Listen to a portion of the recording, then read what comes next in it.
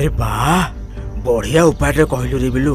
अरे बाबा शुणु एकु मझिरे मझिरे हाड़ सांगे चमड़ा भी टिके हाँ बसी चलुथिबो।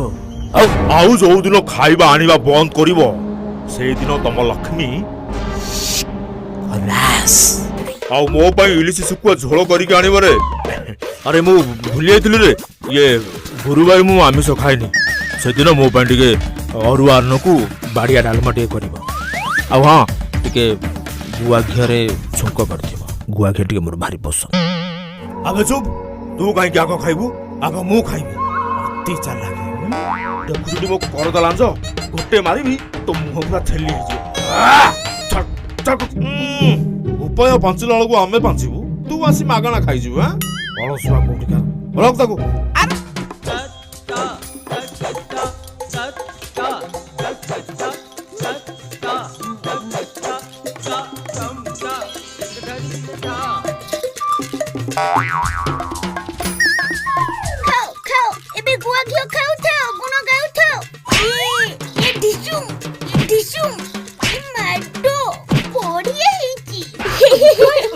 अरे बाप रे कौन कहलु की हांडी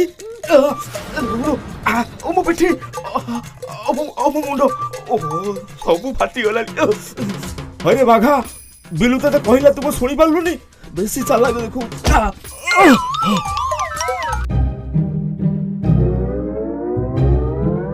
अरे मो दांत भांगी गला रे जे तीनटा दांत कोडी गली पड़ी मु एबे खाइबी केमिति हसीबी केमिति।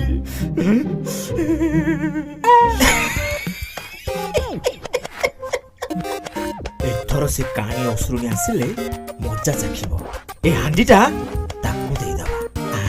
अरे मु लांजो टिके दाबी दे ए भारी काटू जे रे पिठी रे बाजीला करकरा मारो ए मामू।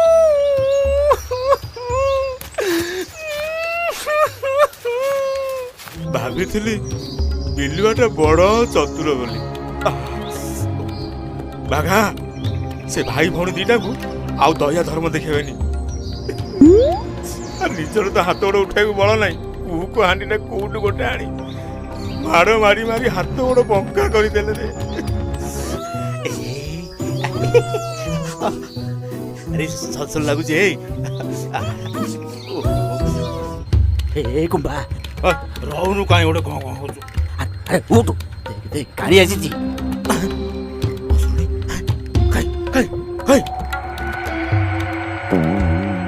ओहो अमृत हाणी तो अरे मु बताकू भल करी घोड़े की रखीची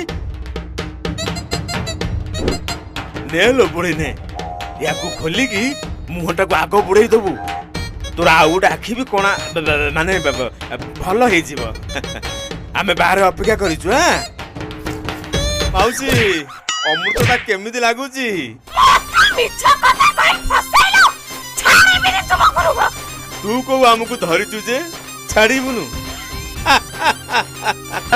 जाटू नहले मुह को मोसिखी। अरे बहुत बढ़िया तते गोटे पद्म पुरस्कार दिया जीवो पद्म पुरस्कार।